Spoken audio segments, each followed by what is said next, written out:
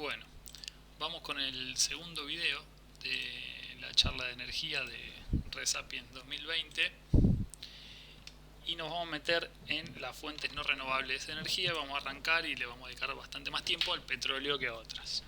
¿Se acuerdan del concepto de tasa de retorno energético? Habíamos dicho que en el año 1930 tenía una tasa de retorno energético de aproximadamente 100 a 1 y que actualmente anda alrededor de 10 a 1. Estos números pueden ser viejos y ahora que la tasa de retorno energético sea aún menor. ¿Por qué es tan importante el petróleo? En realidad es un material espectacular, digamos. Nos ha permitido hacer cosas que ni siquiera nos hubiésemos podido imaginar hace algunos años. Primero porque es una fuente de mucha densidad energética, de buena tasa de retorno energético y muy versátil. Se puede usar en pequeños motores, es líquido a temperatura ambiente, lo que hace que sea fácil de transportar y almacenar. Todas las infraestructuras actuales están diseñadas y construidas para aprovecharlo. Es una materia prima para un montón de combustibles, también para lubricantes, para medicamentos, para pesticidas, herbicidas y fungicidas. Que bueno, después veremos si es bueno o malo eso, pero el material no tiene la culpa. También se pueden fabricar plásticos, se pueden fabricar fibras sintéticas, adhesivos, cubiertas de vehículos, asfalto para las rutas y un montón de otros petroquímicos. Si ustedes empiezan a mirar alrededor, si están en su casa, como deberían, quienes pueden, seguro están rodeados de cosas que están hechas de petróleo o que como mínimo necesitaron mucho petróleo para ser fabricada y para viajar alrededor del mundo y llegar hasta el lugar donde ahora están. Vamos a intentar dimensionar la densidad energética del petróleo. Vamos a hacer un ejercicio mental. Esta es una foto de una vez que le hicimos realmente el ejercicio, pero bueno, en la virtualidad es un poco más difícil. Les voy a pedir que cierren los ojos y se imaginen que se suben a un auto como este, un Suzuki Fan, con el tanque lleno, y si están en Rosario agarran la ruta 34 para el noroeste, o si están en otro lado agarran cualquier ruta que les permita hacer más o menos 700 kilómetros, que es la autonomía que tiene este auto, yendo a 90 kilómetros por hora por una ruta. Manejan. Ponele que tardan 8 horas, 10 horas en hacer los 700 kilómetros, si paran a no almorzar. Terminan de hacer eso, tanque vacío, y hay que pegar la vuelta. Y la vuelta la van a tener que hacer empujando el auto. Entonces se bajan del auto y empiezan a empujar el auto hasta volver al lugar de origen, 700 kilómetros. Imagínense el tiempo, el esfuerzo, el trabajo que les llevaría a hacer eso, siempre y cuando que no estemos hablando de cruzar de un lado a otro de cordillera, por ejemplo, que sería directamente imposible. Pero imagínense que toda esa energía que ustedes estarían gastando estaba acumulada en un tanquecito de 45 litros y en realidad se desperdició casi el 80%, como veíamos en la charla anterior. Esa es la energía que puede contener un tanque de nafta. Por eso es un material que es increíblemente denso energéticamente y muy importante para realizar cualquier trabajo, porque imagínense que si no, ese trabajo se tendría que hacer a esfuerzo manual o animal. Eso para tener una dimensión de lo que es el material. El material es fantástico, después como lo usamos nosotros no es culpa del pobre petróleo. Si nos ponemos otra vez una escala lineal, una escala de mucho tiempo, nos vamos del año 1000 a.C. hasta 3600 después de Cristo en esta gráfica, y vemos la era del petróleo. Esto es el petróleo consumido anualmente, por ejemplo, esquemático, no hace falta que sea preciso, pero es para pensar solamente el ejercicio. Vamos a haber empezado a consumir petróleo hace unos 100 años más o menos. Vamos a llegar a un pico de máximo consumo y después vamos a ir consumiendo cada vez menos hasta que la tasa de retorno energético haga que no sea energéticamente viable extraerlo. El concepto de pico del petróleo o peak oil, no sé si lo escucharon alguna vez, habla del momento en el que llegamos a la máxima extracción diaria o anual o semanal de este hidrocarburo, y es el momento en que no podemos seguir extrayendo más petróleo que el día anterior, porque cada vez es más difícil, porque cada vez nos cuesta más energía, porque cada vez está más inaccesible, no porque se haya agotado, sino porque no lo vamos a poder seguir sacando. Ya sacamos las frutas que colgaban más bajo en el árbol o que estaban en el piso. ¿Eso queda claro? Y para tomar dimensión, por ejemplo, cuando llegan los españoles a América, ni siquiera nos pensábamos en consumir petróleo como lo consumimos. 1810 tampoco, no teníamos ni noción. Después arrancamos, de repente explota la civilización industrial como la conocemos, y llegamos al pico, que ese pico está pasando ahora, si no es que ya lo pasamos, y después viene un descenso energético. Que esto puede ser bueno, porque decimos, bueno, no estamos emitiendo dióxido de carbono, qué sé yo, pero tenemos toda una civilización construida en base a este material, prácticamente. Entonces ese descenso energético va a ser muy difícil, y sí o sí va a existir, y tenemos que ver si va a ser un descenso planificado o si va a ser por la mala, digamos. Tenemos que buscar la manera de que ese descenso sea lo más amable posible. Y ustedes me dirán, bueno, pero ¿qué pasa? Podemos seguir encontrando yacimientos de petróleo y vamos a tener mucho más y no vamos a tener el pico del petróleo ahora. Y va a ser dentro de muchos años. Bueno, estos modelos, vamos a tomar esta que es la línea violeta o no sé qué color es ese, que nos habla de que en total teníamos unos 2000 gigabarriles de petróleo para consumir. Con el ritmo de consumo actual y con esta cantidad de petróleo, haríamos un pico máximo, o hubiésemos hecho en el 2001, y después hubiésemos tenido el descenso en la extracción de petróleo. Si duplicamos esa cantidad, si encontramos un montón más de petróleo, tenemos el doble, tenemos 4000 gigabarriles. Al mismo ritmo de consumo, como el consumo va aumentando exponencialmente, el pico pasaría del 2001 al 2028, que en términos históricos no es nada, son 27 años, y en términos de especie, menos que menos. Lo más probable es que estemos alrededor de este número, unos 3500 gigabarriles. Según la British Petroleum, en 2017 las reservas que quedaban eran de 1700 gigabarriles. No nos vamos a meter ahora con la diferencia entre reservas o recursos, pero bueno, si interesa después lo podemos ver en las preguntas o en otro momento, pero bueno, es importante también saberlo.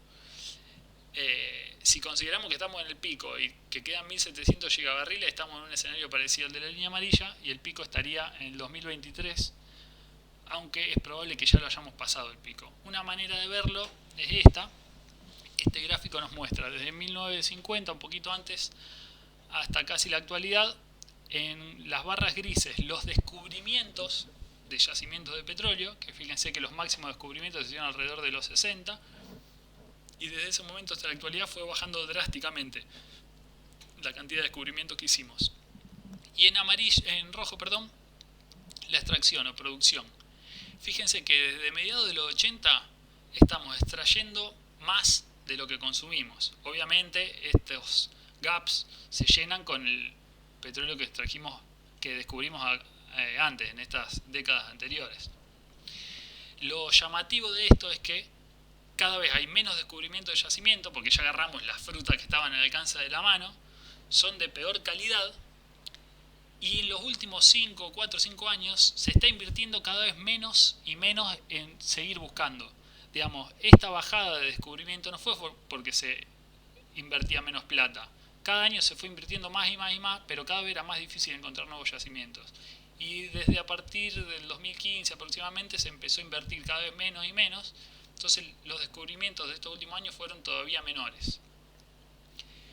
Y en la situación actual, que con el tema del COVID-19, el precio del petróleo entre eso y algunos manejes entre los rusos y Estados Unidos y Arabia Saudita, que no vale la pena también meterse ahora, el precio del petróleo bajó a mínimos a precios que estaba desde la década del 90, hacía que no estaban en esos precios, alrededor de $20 el barril, que es muy poco. Con esos precios, las explotaciones más caras, como por ejemplo las del fracking, como se está haciendo en Vaca Muerta acá en el sur, directamente son inviables. Y al ser inviables, hace que si los precios se mantienen bajos durante mucho tiempo, ya no tenga sentido extraer ese petróleo. Por lo que todavía sería más complicada la situación.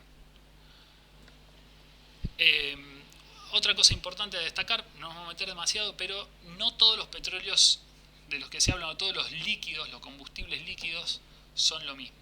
El petróleo crudo de buena calidad, el más barato, el más fácil de refinar y de transformar en un montón de otros productos, en esta gráfica lo vemos en verde, y este es el que se asume que alrededor del año 2005 se llegó a su pico máximo de producción.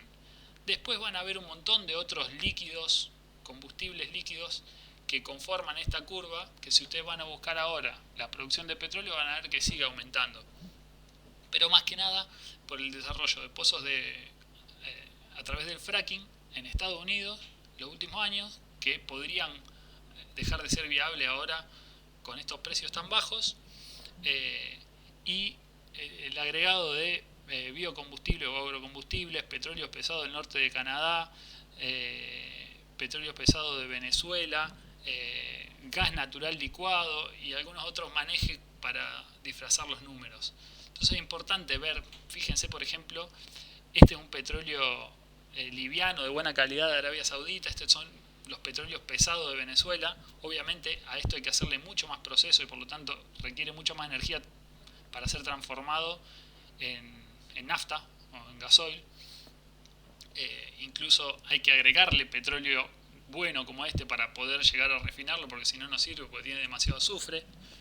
Estas son las arenas bituminosas de Canadá, que en los yacimientos están como esto, es arena sucia con un tipo de brea que después se filtra, digamos, y se obtiene esto. Obviamente hacer todo ese proceso cuesta un montón, hay que levantar bosques enteros sobre los que están estos yacimientos para poder obtenerlo. Entonces, además del impacto ambiental, la tasa de retorno energético baja muchísimo.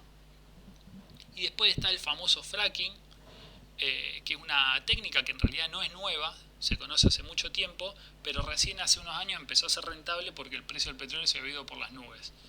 Empezó a desarrollarse con mucha intensidad en Estados Unidos y ahora hace unos años que tenemos acá en Argentina algunos yacimientos que se están explotando de esta manera, en Mendoza, en Neuquén. No nos vamos a meter tampoco demasiado con esto, pero da para hablar un rato largo y es un tema muy actual y muy importante en Argentina. Les vamos a recomendar que miren el documental Gasland, que miren el documental La Guerra del Fracking de Pino Solanas, que es de acá, Gasland es yankee, y que miren el canal del Observatorio Petrolero Sur, que hay un montón de videos que explican muy bien la complejidad de este gran tema que es la explotación de petróleo no convencional a través de la técnica de fracking en Argentina.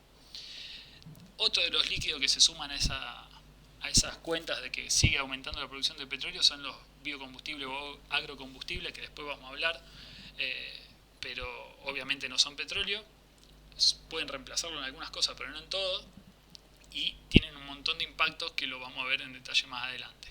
Entonces, importante que no es lo mismo, no todos los líquidos, los combustibles líquidos son petróleo. Hay números que se disfrazan atrás de eso. El petróleo de buena calidad hizo el pico o lo está haciendo ahora y no vamos a poder seguir sacando al mismo ritmo que sacábamos y por lo tanto la sociedad va a cambiar mucho. Y con el tema del COVID y este parate de la economía mundial, puede ser que eso se acelere o no, la verdad no sabemos qué va a pasar, pero una oportunidad para repensar cómo va a ser esa transición hacia abajo, el descenso energético que se viene. En Argentina la situación del petróleo, si vemos en esta gráfica del 65 hasta la actualidad, la línea negra es el consumo y las barras grises son la producción. Hace muy pocos años volvimos a ser importadores de petróleo, lo que nos pone en una situación de vulnerabilidad, si lo queremos ver así, a nivel internacional, porque empezamos a depender de importaciones de petróleo. El año pasado había muchas noticias dando vuelta de que íbamos a volver a exportar y qué sé yo, en parte por el fracking, porque íbamos a tener un aumento, que estamos teniendo un aumento de la producción con la técnica de fracking, pero por otro lado por el parate económico. Cuando se para la economía, se para el consumo de energía, entonces no es que estamos generando más o obteniendo más petróleo, sino que estamos, a la vez que obtenemos un poco más de petróleo, estamos frenando mucho la economía y bajando el consumo, que hasta cierto punto puede ser bueno, pero si ese parate de consumo es desigual, estamos generando un enorme problema sobre la población más vulnerable. ¿Y qué pasa con el resto de las no renovables? Vamos a pasarlo muy rápido también a esto, pero básicamente lo mismo. Con el carbón obviamente también es no renovable. Estas son 18 proyecciones de distintos autores sobre qué va a pasar con el carbón. Esto está hecho en el 2005. La mayoría plantean un pico alrededor del 2020, 2040, y algunos, se deliró acá, se fue al 2080, no sabemos de dónde sacó esos números. Esto ya tiene casi 15 años. Lo que se ve en la realidad es que hubo un pico y un descenso en los últimos años, después hubo un leve repunte, esto sobre todo por el descenso del consumo de carbón de China, pero que ahora está retomando. Así que no va a crecer demasiado la producción de carbón, también cada vez estamos consumiendo carbón de peor calidad, y el problema con el carbón es que por cada unidad de energía generada emite mucho más dióxido de carbono que el petróleo y más aún que el gas convencional. Y el gas convencional, que de los tres fósiles es la más limpia de las fuentes energéticas, también en todas estas 18 proyecciones hay un pico que está dando vuelta alrededor de 2020, algunos lo sitúan en 2030 y los más optimistas, entre comillas, pasando el 2060. Sea como sea, si es ahora, si es dentro de 20 años, la discusión por ahí no tiene sentido ponerse en los números tan finos, porque es algo que sabemos que va a pasar. A nivel, por ahí a nuestra generación le puede afectar un poco más, un poco menos, pero si a nivel sociedad seguro sabemos que esto va a pasar, que va a haber un descenso energético y nos tenemos que preparar y nos tenemos que organizar para hacer casi una nueva civilización que no sea tan dependiente de los fósiles.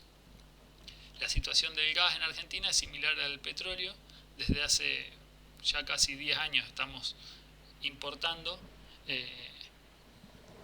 y bueno, ahora aumentó bastante la producción también, pero ese aumento de producción es a través de la técnica del fracking, que rinde mucho menos energéticamente y es muchísimo más contaminante que los pozos convencionales.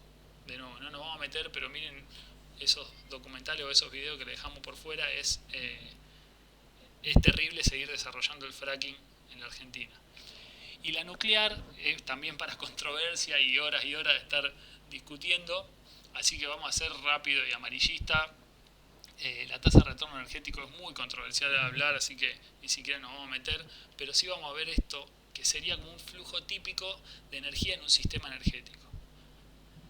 En el momento de construcción de una planta, vamos a poner por ejemplo una planta de energía nuclear, se va a consumir mucha energía durante un, en teoría, breve lapso de tiempo.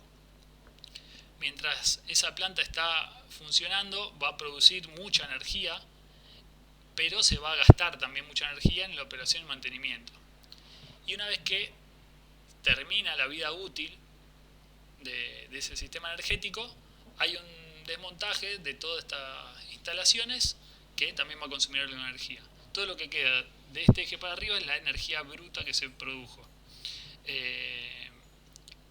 Lo que va a pasar con la nuclear es que la energía que vamos a necesitar para este desmontaje y para el tratamiento de los residuos es imposible de calcular, porque algunos residuos nucleares pueden mantenerse peligrosos durante decenas de miles de años, literalmente. Entonces, ¿quién se va a hacer cargo de eso? ¿Con qué energía? Si no vamos a tener las energías fósiles, que son las que hicieron que podamos desarrollarnos hasta como nos desarrollamos ahora. ¿De dónde vamos a sacar energía para poder gestionar? ¿Es justo dejarle a una generación que va a venir dentro de 5.000 años un paquete de residuos nucleares que tenga que lidiar?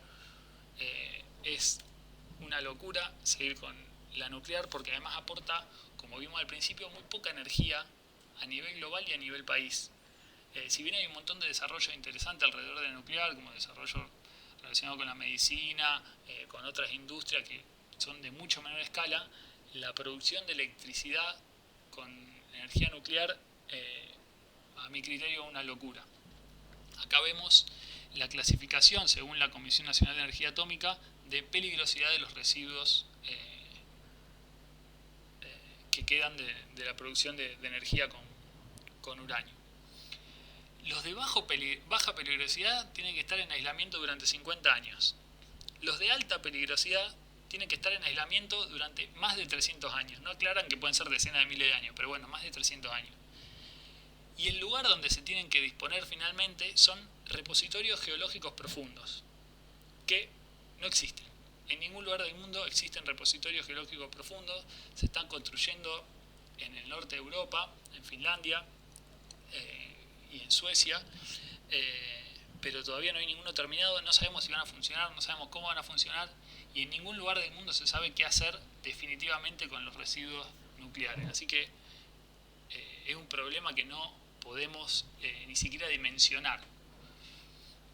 Entonces, bueno, acá un pequeño chistecito, según lo que dice oficialmente la Comisión Nacional de Energía Atómica. Si quieren lo pueden parar y leer, pero no lo vamos a detener. Esto pasa, el agotamiento de recursos pasa con todos los materiales no renovables. Pasa con los energéticos, como el petróleo y el carbón, y también pasa con otros minerales, como por ejemplo los minerales de los que obtenemos el cobre. Esto muestra a los países productores de cobre, con sus distintas curvas de producción a lo largo de los años, y claramente el mayor productor histórico y actual de cobre es Chile. Pero vemos que desde el año 2005 hay un amesetamiento en la producción. Esto en gran parte está dado porque cada vez el mineral tiene menor calidad, el mineral del que se saca el cobre tiene menor calidad y el cobre está más disperso. Entonces cada vez hay que volar más y más toneladas de montaña para obtener menos kilos de cobre. Y a su vez, ¿eso que implica? Además de la destrucción del ambiente y del enorme problema socioambiental que genera en el lugar de la explotación, también implica un mucho mayor consumo de energía para una misma producción. Esto lo vemos acá, la producción está casi clavada desde el 2004 y el consumo de energía va aumentando linealmente, y esto obviamente hace que sea cada vez más caro, cada vez más inviable. ¿Y por qué nos frenamos el cobre? Porque si queremos electrificar la sociedad y pasar a todo un sistema 100% renovable con generación de electricidad, y queremos reemplazar camiones, maquinaria, toda la energía que consumimos en casa, tendríamos que tirar cables de cobre para todos lados. Si bien hay sustitutos, ninguno es tan bueno con el cobre, por eso usamos más que nada el cobre. Entonces, bueno, ¿qué es importante hasta ahora? Primero, que el petróleo es una fuente de energía y una materia prima básica que es fundamental y irreemplazable en la sociedad que vivimos. No va a haber otro material que pueda hacer lo que hace el petróleo por nosotros. Y esto no lo comentamos antes, pero tiene una especial importancia en el transporte y en la producción de alimentos bajo los modelos actuales de producción de alimentos, que sabemos muy bien que no son los óptimos. Pasamos o estamos por pasar el punto de máxima extracción de petróleo, y si se duplican las reservas milagrosamente, que es muy improbable que pase, el pico de petróleo solo se postergaría unos pocos años si seguimos con el mismo nivel de consumo. Usamos petróleo hace aproximadamente 100 años, que no es nada en términos históricos, y el resto de los combustibles fósiles y muchos de los recursos estratégicos están en una situación similar. Bueno, cortamos acá y seguimos en el próximo video.